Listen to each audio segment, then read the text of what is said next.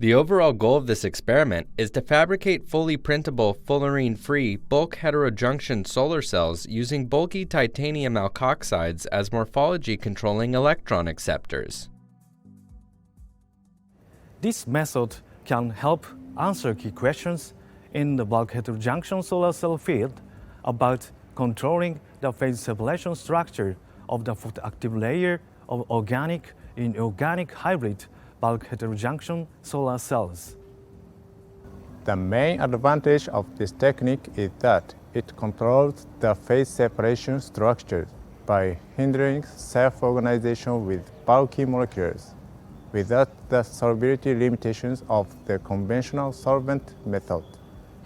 The implications of this technique extend toward obtaining higher overall solar cell efficiency because charge separations and charge transfer occur within the photoactive layer.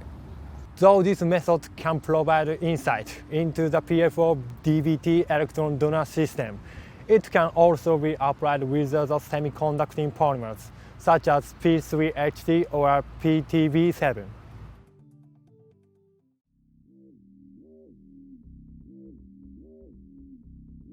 To begin the procedure, using a glass cutter, cut a 1.1 mm thick ITO glass substrate into 2 cm by 2 cm squares.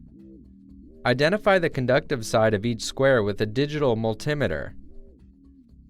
Cover the conductive side of each square with 2 strips of masking tape, leaving a 2 mm by 2 cm area exposed in the center. Place a few drops of 1 molar hydrochloric acid onto the exposed conductive area of each square.